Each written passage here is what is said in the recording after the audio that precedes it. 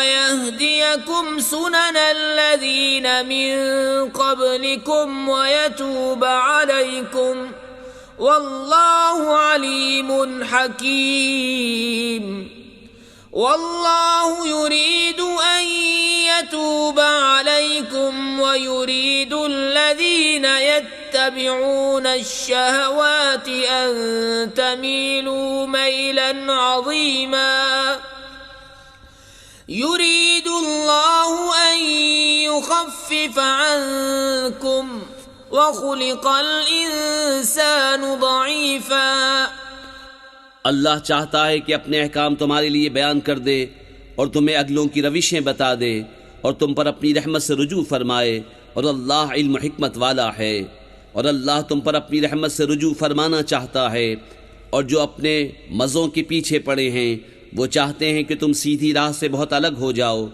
اللہ چاہتا ہے کہ تم پر تخفیف کرے، اور آدمی کمزور بنایا گیا۔ يا أيها الذين آمنوا لا تأكلوا أموالكم بينكم بالباطل إلا أن تكون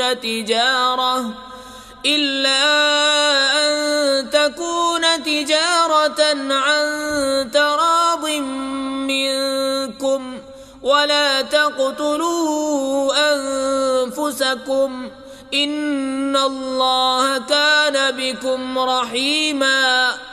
ومن يفعل ذلك عدوانا وظلما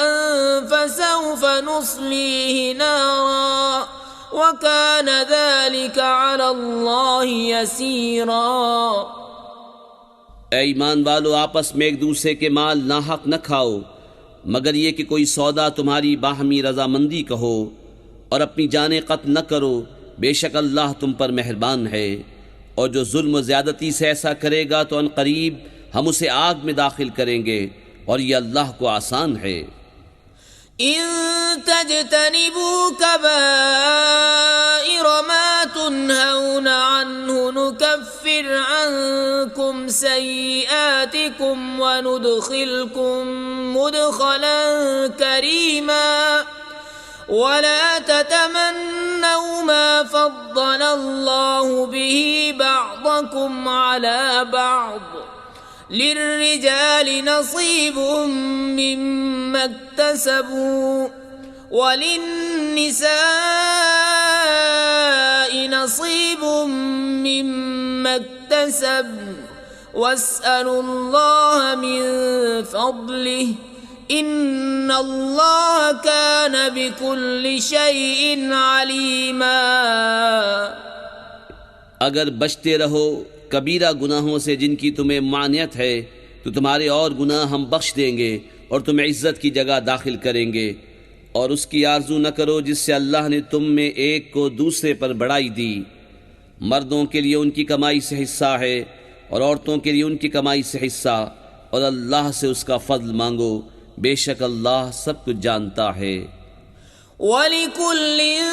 جَعَلْنَا مَوَالِيَ مِمَّا تَرَكَ الْوَالِدَانِ وَالْأَقْرَبُونَ